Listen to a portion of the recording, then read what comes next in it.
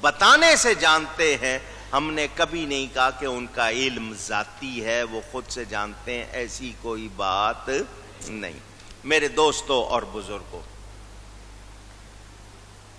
وہ شخص جو یہ کہتا ہے، میرے پاس اس وقت میری کتاب نہیں سفید و سیاہ، ورنہ میں آپ کو ایک بات اس میں سے سنا دوں، مخالفوں کی لکھی ہوئی.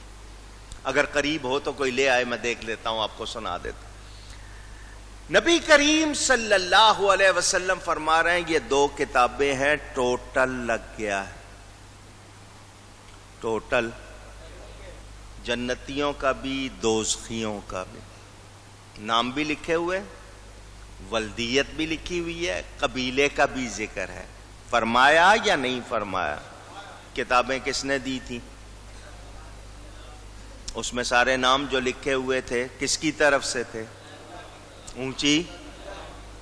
حضور صلی اللہ علیہ وسلم کو یہ علم کس نے دیا؟ ہم نے یہ جان لیا. ہمارے سامنے روایت آتی ہے، حضور صلی اللہ علیہ وسلم ارشاد فرماتے ہیں میری امت کے 70,000 لوگوں کو اللہ فرمائے گا بغیر حساب کتاب کے جاؤ جنت میں. بغیر حساب کتاب کے جاؤ. اونچی اونچی بولیے. صحابی بیٹھے ہوئے سن رہے، حضور صلی اللہ علیہ وسلم کا ارشاد. ان میں ایک صحابی ہیں حضرت عکاشہ رضی اللہ تعالی. ناز دیکھو صحابہ کا،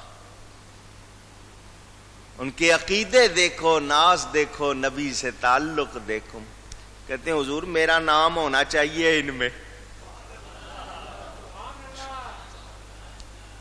ان 70,000 میں میرا نام.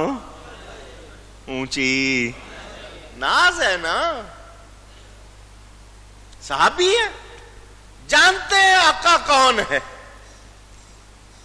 انہیں پتا ہے یہ ہمارے جیسے. اونچی. حضور میرا نام ہونا چاہیے. حضور آگے سے یہ نہیں فرماتے مجھے کیا پتا، فرمایا تیرا نام ہے،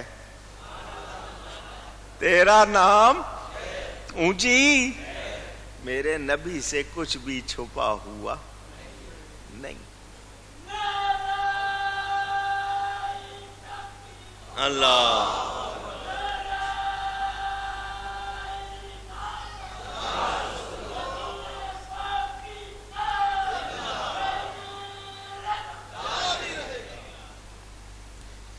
تھانوی صاحب کی بات سنا دوں آپ کو، یہ میں نے اپنی کتاب سفید و سیاہ میں لکھی ہے. پابندی لگا دی ہے گورنمنٹ نے اس کتاب پہ، آپ کو پتا، تاکہ زیادہ چھپے زیادہ بکے. پابندی کا یہی مطلب ہوتا ہے نا، کیونکہ اس میں نے دوسروں کے پول کھولے ہیں، سب حوالے دیے. میں ابھی عدالت چلا جاؤں تو پابندی ختم ہو جائے، لیکن بتا رہا ہوں آپ کو. تھانوی صاحب لکھتے ہیں سنا ہے کہ وہ یعنی بریلوی لوگ علم غیب کو حضور صلی اللہ علیہ وسلم کے لیے ثابت تو کرتے ہیں، مگر علم باری تعالی کی طرح علم محیط ثابت نہیں کرتے، بلکہ ان کے علم غیب کی حد مانتے ہیں.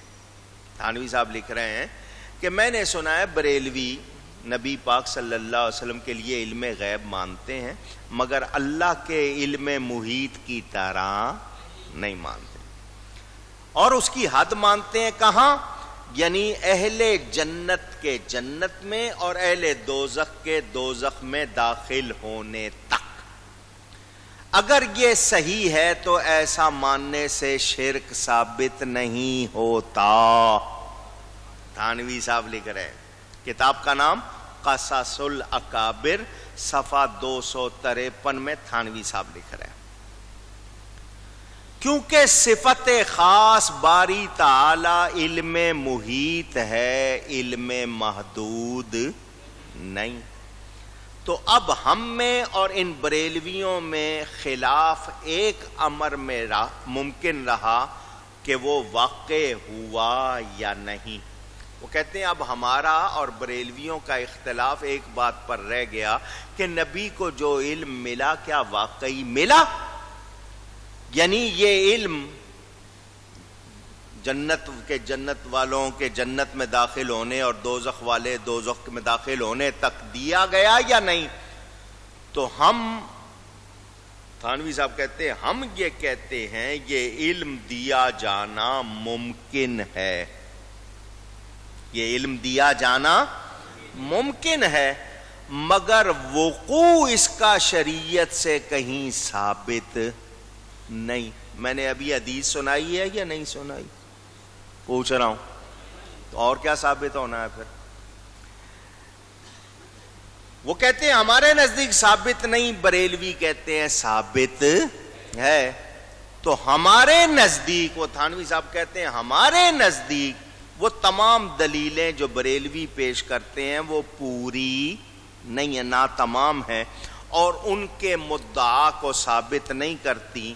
تو زیادہ سے زیادہ الزام ان بریلویوں پر یہ رہا کہ انہوں نے ایسی بات کو مان لیا جو شرعی دلیل سے ثابت نہیں۔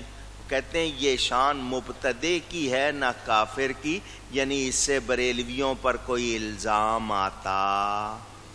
یہ تھانوی صاحب کا بیان میں نے سنا دیا اپنی کتاب سے، اور حوالہ اس میں لکھا ہوا ہے قصص الاکابر 253 صفحہ، جس سے یہ نقل کیا۔ یہ میں نے صرف اس میں سے اور بہت سی جھلکیاں آپ کو سنانی ہیں میں نے ابھی، لیکن ہم نے نبی کی حدیث کو مانتے ہوئے کہا، حضور نے فرمایا جنت والوں کے جنت میں داخل ہونے تک، دوزخ والوں کے دوزخ میں داخل ہونے تک، یہ اللہ نے سارا ٹوٹل لگا دیا، اور نبی کے ہاتھ میں کتابیں موجود۔ ہمیں شبہ نہیں، تمہیں ہے ہوا کرے، ہمیں یقین ہے جس رب نے اپنا آپ نہیں چھپایا اس نے کچھ بھی نہیں چھپایا۔ یہ بیان ابھی جاری ہے علم غیب کا۔ اگلے جمعے انشاءاللہ بات کریں گے سیدنا صدیق اکبر رضی اللہ تعالیٰ عنہ کی۔ اس کے بعد میں اس مضمون کو تھوڑا سا اور بھی بیان کروں گا تاکہ آپ کی تسلی ہو جائے، کوئی شبہ کسی کے ذہن میں رہ گیا وہ بھی نکل جائے۔ گفتگو میں کہیں کوئی غلطی ہوئی ہو اللہ کی بارگاہ میں توبہ کرتا ہوں۔ وآخر دعوانا ان الحمد للہ رب العالمین۔